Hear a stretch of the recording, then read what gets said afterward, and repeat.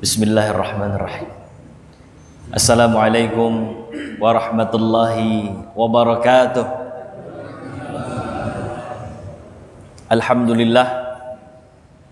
Alhamdulillahi hamdan katsiran tayyiban mubarakan fih.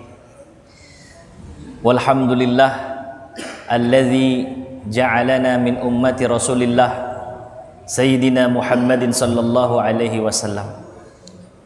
Ashhadu an la ilaha illallah wa ashhadu anna sayyidana Muhammadan abduhu wa rasuluhu la nabiyya ba'dah. Allahumma salli ala sayyidina Muhammadin fil awwalin wal akhirin. Allahumma salli ala sayyidina Muhammadin fi kulli waqtin wa hin wa ba'd. Alhamdulillah, puja-puji syukur kehadirat Allah Subhanahu wa taala. Salawat dan salam semoga selalu tercurahkan kepada junjungan kita Nabi besar Nabi Muhammad sallallahu alaihi wasallam, juga kepada keluarga Rasulullah sallallahu alaihi wasallam, min azwajihi wa dzurriyyatihi wa ali baitihil kiram, juga kepada seluruh sahabat Rasulullah sallallahu alaihi wasallam yang berada di garda terdepan membantu Rasulullah sallallahu alaihi wasallam dalam menyebarkan dakwah dan syiar agama kita Islam, juga kepada seluruh pengikut Rasulullah sallallahu alaihi wasallam ila yaumil ma'ad insyaallah. Baik, jemaah yang dimuliakan Allah Subhanahu wa taala, insyaallah hari ini kita akan melanjutkan kajian Fiqhus Sirah An-Nabawiyah li Syekh Sa'id Muhammad Ramadan Al-Buti rahimahullah rahmatal abrar. Di pertemuan sebelumnya, barakallahu fikum, kita membahas tentang hijrahnya Rasulullah sallallahu alaihi wasallam ke kota Taif. Ya, sampai di mana itu kita pertemuan sebelumnya? Taif, ala kulli hal, Rasulullah sallallahu alaihi wasallam hijrah ke Taif untuk mencari backup, ya, dalam hal dakwah, karena kehilangan dua orang yang Rasulullah cintai, yakni Sayyidah Khadijah radhiyallahu anha dan Abu Thalib. Berangkatlah Rasulullah sallallahu alaihi wasallam ke kota Taif ditemani sahabat yang namanya Zaid bin Harithah, ya, berdua berangkat.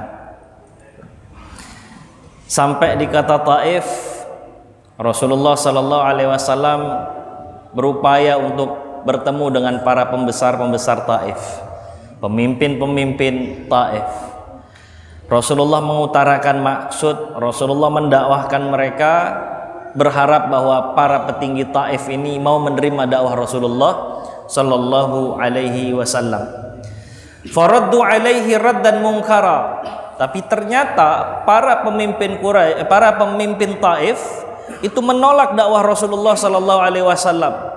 Penolakannya kasar sekali. Wa faja'uhu bima lam yakun yatawaqqa minal ghilzah. Jadi kasar sekali. Ya. Maka Rasulullah sallallahu alaihi wasallam akhirnya memutuskan untuk tidak melanjutkan dakwahnya di kota Taif tersebut. Orang-orang Taif menyiapkan anak-anak di antara mereka, terus kemudian orang-orang yang mempunyai sifat kasar di antara mereka untuk mengusir Rasulullah sallallahu alaihi wasallam.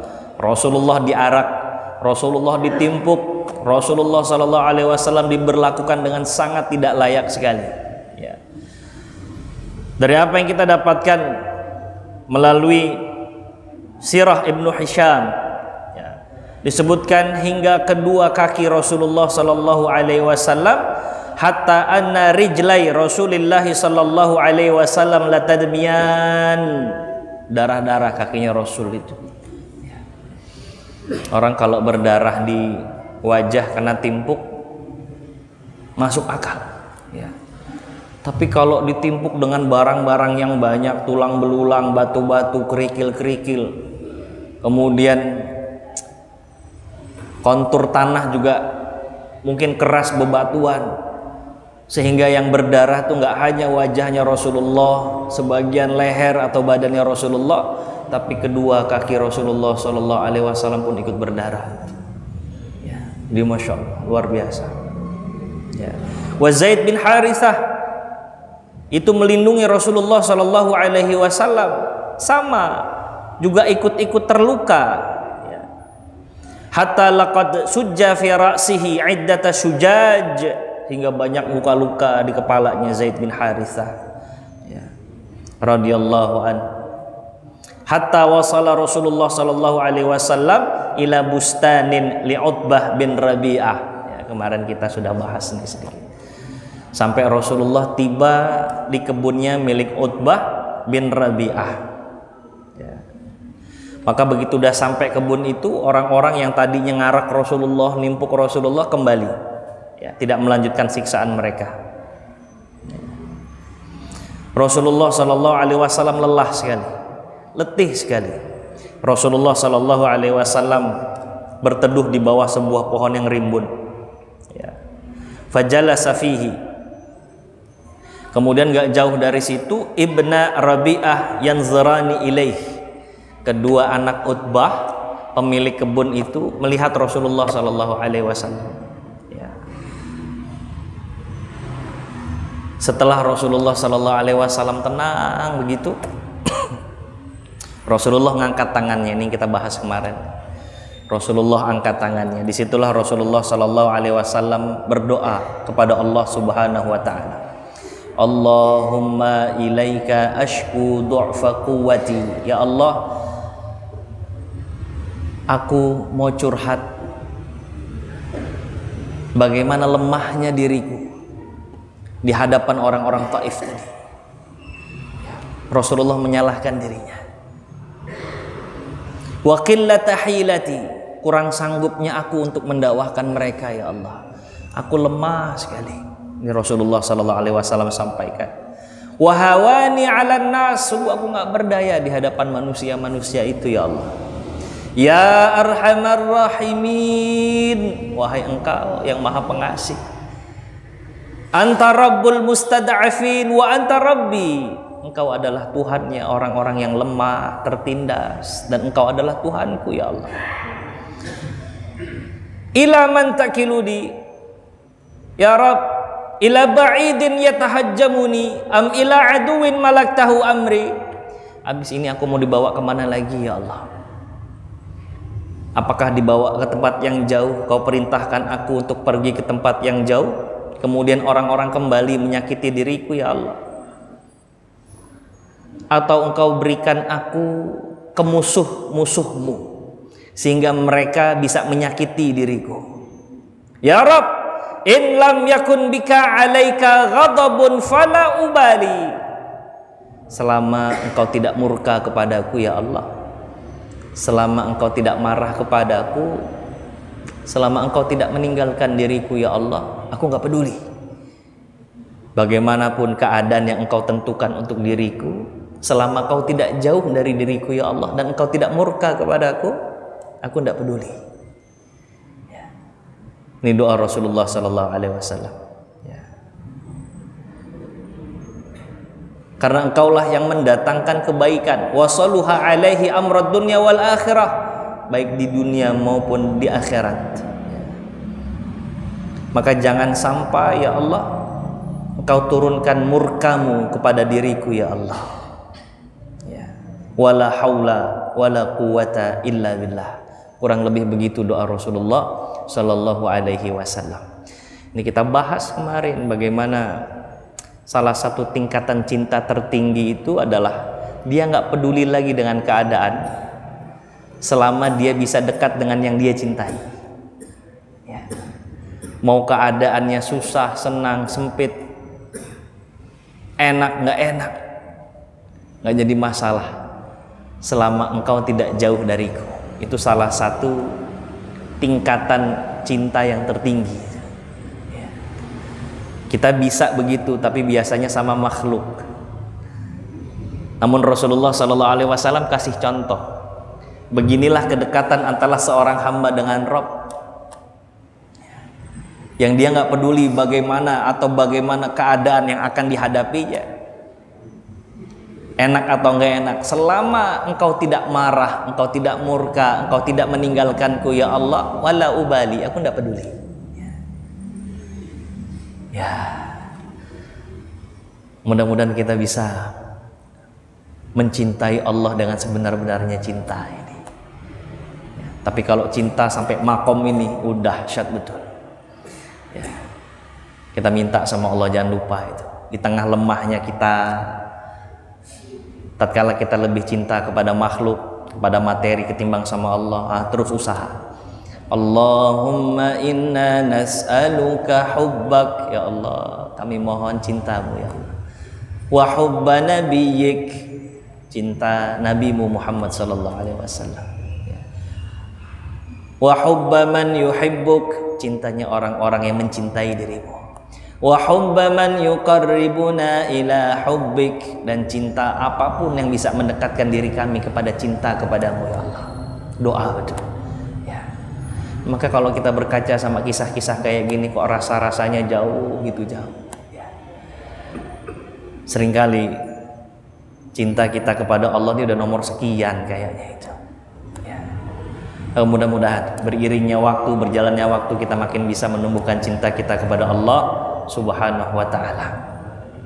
Jemaah yang dimuliakan Allah Subhanahu wa ta'ala, kemudian kedua anak Rabi'ah, pemilik kebun, sahibail bustan, tiba-tiba melihat Rasulullah doa begitu, tersentuh hatinya ya. Dia menyuruh salah satu pembantunya yang beragama Nasrani yang bernama Addas. Ada tandanya ternyata. Kemarin sampai di sini, sampai Addas. Taib. Rasulullah kirim Allahumma shalli ala Muhammad. Kedua pemilik kebun ini, anak-anaknya Utbah, ngirim pembantunya, ya, asisten rumah tangganya, untuk apa? Untuk ngasih Rasulullah sallallahu alaihi wasallam anggur.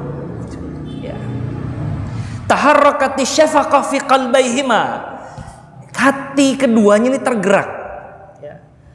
Fada'u ghulaman nasraniyan lahu ma yuqalu lahu Addas, ngirimin satu asisten rumah tangga yang bernama Addas, fa arsala ilaihi inab fi tabaq ya, ngirimin anggur ya, di sebuah wadah.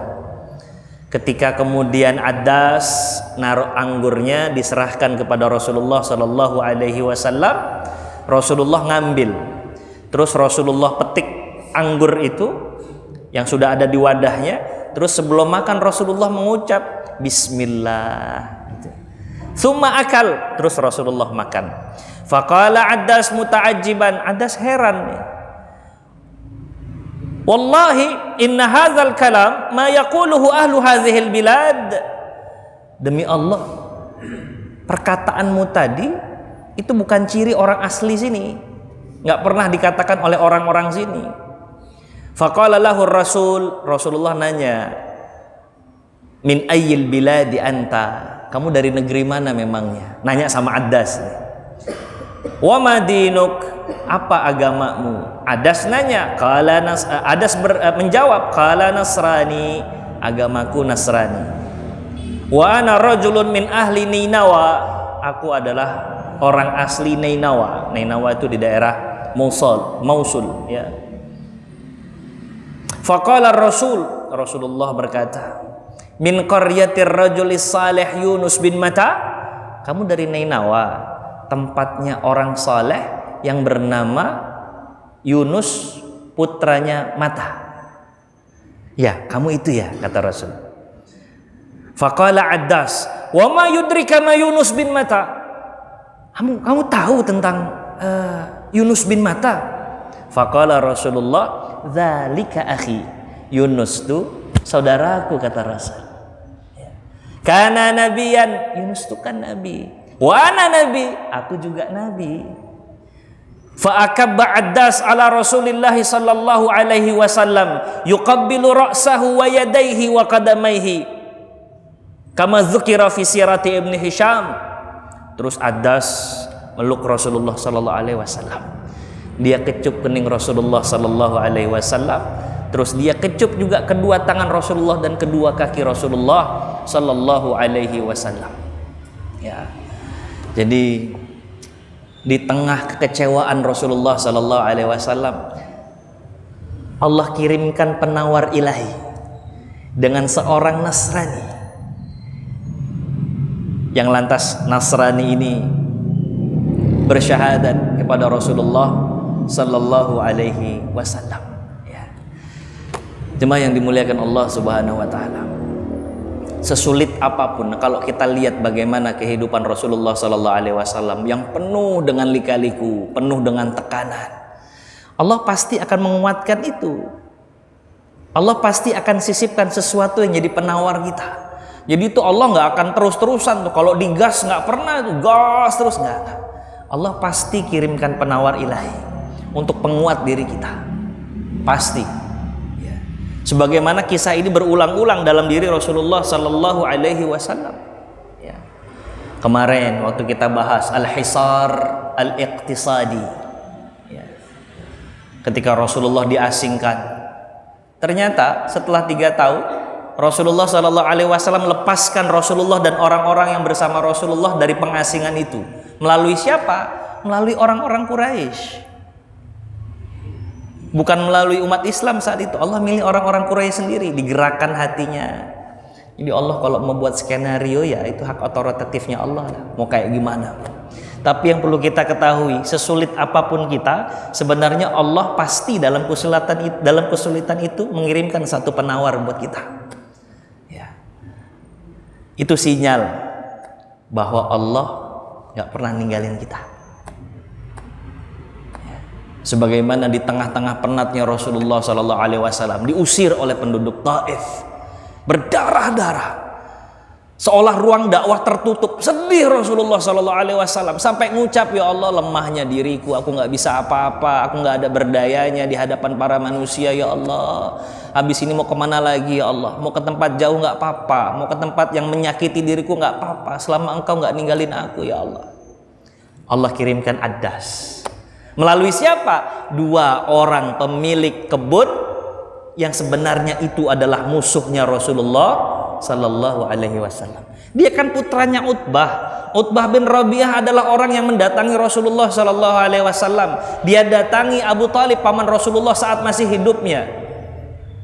Kemudian dia meminta Abu Thalib supaya menghentikan dakwanya Rasulullah sallallahu alaihi wasallam. Itu Utbah itu. Anaknya pun ikut saat Utbah mendatangi Abu Thalib.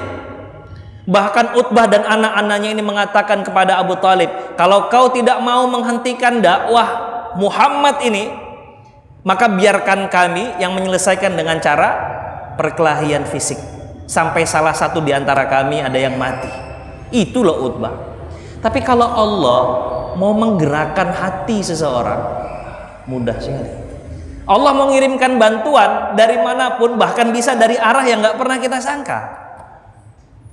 Lewat anaknya Utbah, ngelihat Rasulullah doa, luluh hatinya. Nggak sampai di situ, dia kirimkan seorang asisten rumah tangga aja. Setelah itu berislam di hadapan Rasulullah sallallahu alaihi wasallam. Rasulullah kayak seolah-olah dapat penawar hati gitu. Penawar dari Allah subhanahu wa ta'ala. Jadi kita sesulit apapun hidup, Allah nggak akan pernah ninggalin kita. Dan pandai-pandailah kita untuk menerima sinyal bahwa Allah selalu ngasih penawar di tengah-tengah sulitnya kita. Pasti sudah, pasti ya. Karena akan banyak kejadian-kejadian di mana Rasulullah itu mendapatkan tekanan. Semua dari awal, coba kalau kita urutin itu, oh luar biasa ya. Rasulullah Shallallahu Alaihi Wasallam ketika dakwah mulai terang-terangan, ya, terus Rasulullah disiksa, tapi ternyata orang-orang pilihan datang kepada Rasulullah membela Rasulullah Shallallahu Alaihi Wasallam. Tekanan makin berat, sebagian bahkan sahabat disuruh hijrah, tapi tidak lama setelah itu dikasih Umar ibn al-Khattab radhiyallahu taala anhu wa arda di tahun ke-6 setelah kenabian. Orang yang Rasulullah minta betul, ya Allah masukkan Islam 2 di antara satu Umar bin Al-Khattab, satu Amr bin Hisham Abu Jahal. Ternyata Allah memilih Umar bin Al-Khattab radhiyallahu taala anhu arta. Jadi begitu lagi press sama Allah, ya Allah ngasih penawar itu. Ya. Maka apapun yang kita hadapi, sesulit apapun hidup kita, sesungguhnya Allah kasih penawar. Maka pintar-pintarnya kita untuk menerima sinyal Allah Subhanahu wa ta'ala. Jemaah yang dimuliakan Allah Subhanahu wa ta'ala, qala Ibnu Ishaq, ya, setelah tertolak dakwah Rasulullah sudah sempat bertemu dengan Addas. Rasulullah Shallallahu Alaihi Wasallam pulang kembali ke Mekah. Ya. Sampai di Nikhlah, sebuah tempat. Di tengah malam Rasulullah sholat. Famarra bihi nafar minal jin alladzina zakarahumullahu tabaraka wa ta'ala fastama'u lahu falamma faragha min salatih wallau ila qaumihim munzirina qad amanu wa ajabu ila ma sami'u. Begitu pulang ke Mekah, di sebuah tempat namanya Nikhlah, Rasulullah salat di keheningan malam. Ya, ternyata Rasulullah didatangi oleh sekelompok jin. Ya.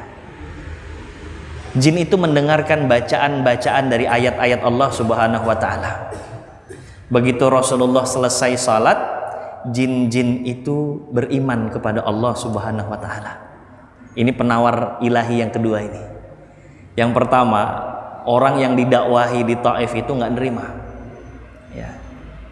Yang kedua, yang pertama setelah orang-orang Taif nggak nerima, ternyata Rasulullah Shallallahu Alaihi Wasallam dikirimkan seorang Nasrani bernama Addas. Itu penawar yang pertama.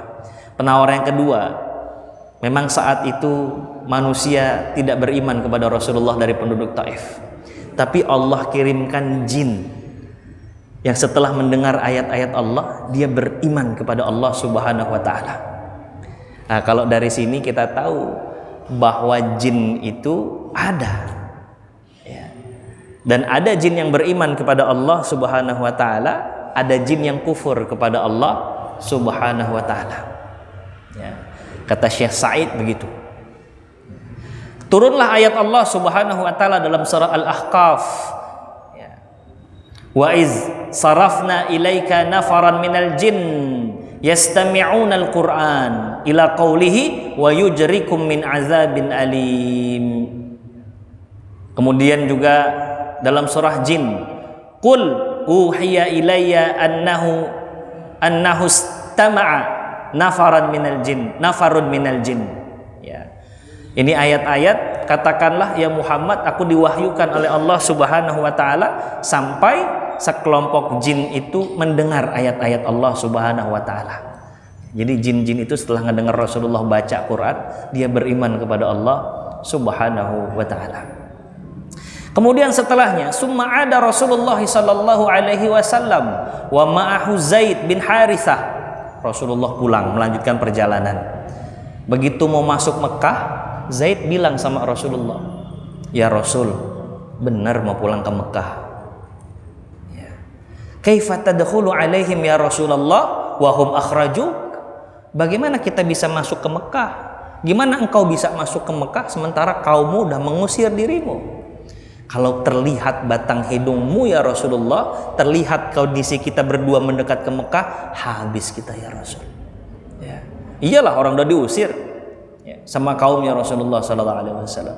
Faqala ya Zaid, innallaha ja'ilun lima tara farajan wa makhrajan wa innallaha nasiru dinihi.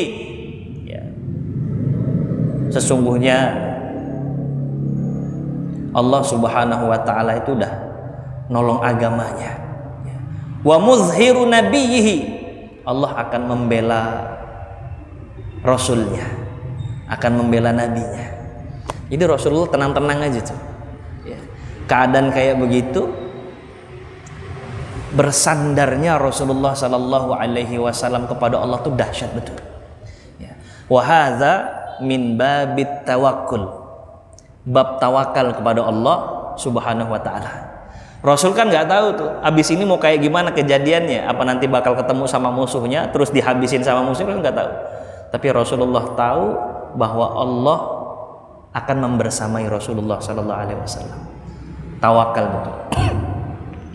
Ikhtiarnya Rasulullah Sallallahu Alaihi Wasallam, Rasulullah minta tolong kepada seseorang untuk menyampaikan kepada seorang musyrik yang memiliki kedudukan di kalangan orang Quraisy, namanya Mut'am bin Adi. Tolong kasih tahu sama Mut'am, kalau dia mau, dia menjadi pelindungnya Muhammad, karena Muhammad mau kembali ke Makkah. Jadi orang dulu itu di zaman Rasulullah ada namanya penjamin. Jadi kalau ada orang-orang yang sekiranya akan disakiti di kota Mekah, dia ketemu dengan penjaminnya, maka orang itu akan selamat. Itu udah tradisi itu. Orang Madinah biasanya punya penjamin di Mekah. Jadi kalau dia ke Mekah nih, orang-orang Madinah ke Mekah, orang-orang Yathrib dulu belum Madinah namanya, dia ke Mekah, dia aman. Begitu pula orang-orang Mekah di negeri-negeri lain, dia punya penjamin. Supaya apa? Supaya aman, nggak diganggu. Maka begitu Rasulullah mau pulang ke Mekah, dia tahu nih kaumnya akan ngusir dia, akan nyakiti dia. Dia harus ikhtiar dulu. Walaupun Rasulullah udah tawakal sebelumnya, udah Allah nggak akan membiarkan agamanya ini dihancurkan. Allah pasti akan membela agamanya, juga membela nabinya. Itu bentuk tawakal, keyakinan kepada Allah Subhanahu wa ta'ala. Tapi tawakal harus ada ikhtiar. Karena tawakal bukan pasrah. Tawakal harus diiringi muqtarinan bil ikhtiar. Dia harus berbarengan dengan ikhtiarnya. Ikhtiarnya Rasul apa? Minta tolong sama Mut'am bin Adi. Dan itu pun Rasul nggak tahu kira-kira berhasil apa enggak. Yang penting dia usaha dulu saja. Nah, jadi kita kalau lagi tawakal begitu. Dari sini kadang-kadang kelihatan konsep tawakal itu gini. Kita kadang tuh ngerjain sesuatu, udah ngerjain semuanya, terakhir baru bilang tawakal deh sama Allah. Betul. Tapi kayaknya perlu disempurnakan. Bahwa tawakal itu harus sedari awal. Semenjak kita mau melakukan sesuatu, itu udah harus kembaliin kepada Allah tuh. Sudah harus melibatkan Allah, sudah harus bersandar sama Allah gitu. Nggak hanya di akhir, kan kadang-kadang gitu ya. Udah amal, udah ngerjain, terakhir nih, udah deh tawakal sama Allah. Bener sih, tapi perlu disempurnakan bahwa tawakal itu fa iza azamta fatawakkal 'alallah. Kalau kamu sudah punya tekad niat, langsung tawakal saat itu. Jadi nggak harus di akhir, sejak awal udah tawakal. Jadi kalau kita punya hajat sesuatu, dari awal udah bismillah, tawakkaltu 'alallah. Itu kenapa kalau kita keluar rumah baru satu langkah mau keluar ini, bismillah tawakkaltu 'alallah. Tawakalnya di awal. Jadi mau ngerjain sesuatu udah nyandarin dulu sama Allah. Habis itu kita kerjakannya pun lillah. Kalau udah selesai, tawakalnya sempurnakan lagi. Ya Allah, aku udah ikhtiar. Tinggal engkau menyempurnakan ikhtiarku ya Allah. Itu konsep tawakal itu. Seperti Rasulullah SAW. Ternyata Allah Subhanahu wa ta'ala menyelaraskan apa yang diinginkan oleh Rasulullah SAW dengan kehendak Allah itu. Mut'am bin Adi, orang yang masih belum beriman kepada Rasulullah, dibuat lembut hatinya. Kata Mut'am, iya, saya akan jadi penjaminnya Muhammad. Muhammad boleh balik ke Mekah.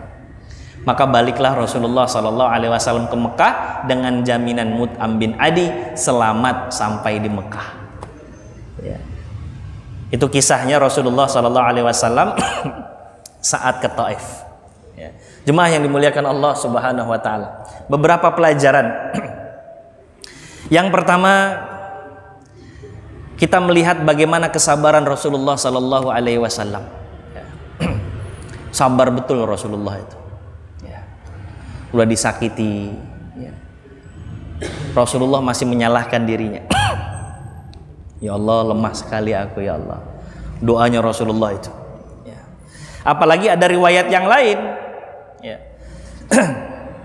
Ketika Rasulullah SAW ada di kebunnya Utbah bin Rabi'ah itu, Rasulullah didatangi oleh Jibril alaihissalam.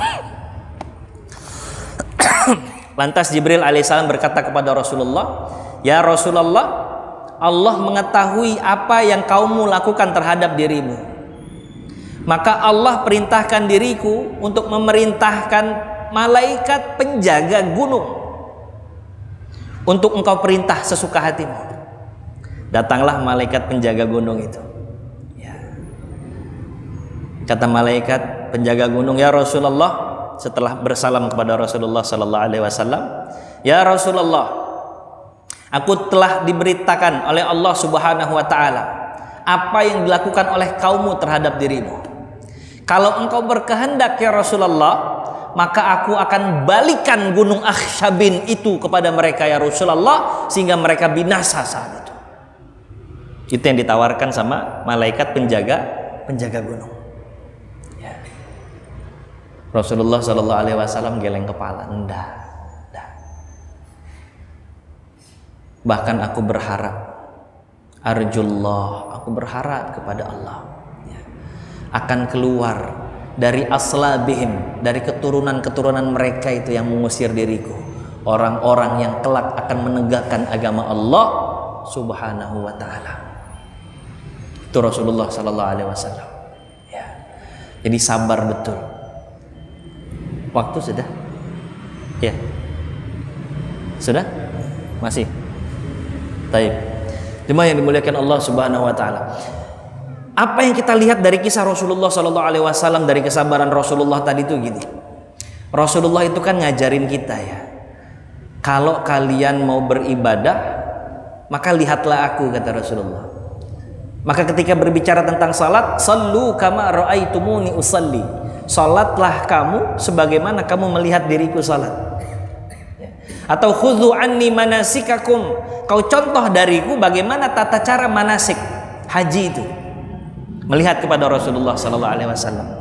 Maka ketika Rasulullah sallallahu alaihi wasallam dalam kisahnya memperlihatkan kesabaran, kata Syekh Sa'id Ramadan Al-Buti, maka seolah Rasulullah sallallahu alaihi wasallam itu mengajarkan kita, isbiru kama asbir. Isbiru kama ra'aitumuni asbir. Kamu juga, kalian harus bersabar sebagaimana kalian melihat diriku bersabar. Apa yang kita bisa lihat dari sabarnya Rasulullah dari kisah Taif ini? Kesabaran yang gak ada batasnya. Ya. Kalau kita nih kadang-kadang masih mengatakan sabar tuh ada batasnya. Sementara Allah menyediakan pahala sabar itu gak berbatas. Innama yuwaffas sabiruna ajrahum bighairi hisab. Bahwa Allah itu memberikan pahala sabar nggak berujung sudah. Ya. Dan itu sesuai dengan apa yang kita lihat dari kisah Rasulullah Sallallahu Alaihi Wasallam. Kesabarannya Rasulullah itu masya Allah. Dan sabar, kalau kita merujuk kepada beberapa pendapat ulama, salah satunya Imam Al-Ghazali dalam Mukasyafatul Qulub, sabar itu kan ada 3. Sabar dalam ketaatan, mesti sabar itu. Ya. Mesti sabar. Kalau nggak sabar, selesai di tengah jalan kita. Orang mau tahajud mesti sabar, mesti kuat. Kemudian yang kedua, sabar dalam menahan diri dari maksiat. Dan yang ketiga adalah sabar dari musibah-musibah yang Allah titipkan pada diri kita. Mudah-mudahan kita bisa banyak mengambil pelajaran dari kisah Rasulullah Sallallahu Alaihi Wasallam. Mudah-mudahan kita dijadikan oleh Allah umat-umat Rasulullah Sallallahu Alaihi Wasallam yang mau mencontoh nabinya Rasulullah Sayyiduna Muhammad Sallallahu Alaihi Wasallam dalam segala hal, baik dalam ibadah, muamalah maupun dalam akhlak. Mudah-mudahan ini bermanfaat untuk kita semua. Allahu waliyut taufiq, wallahu khairul musta'an. Kita tutup dengan kafaratul majlis. Subhanakallahumma wa bihamdika, asyhadu an la ilaha illa anta, astaghfiruka wa atubu ilaik. Wassalamualaikum warahmatullahi wabarakatuh.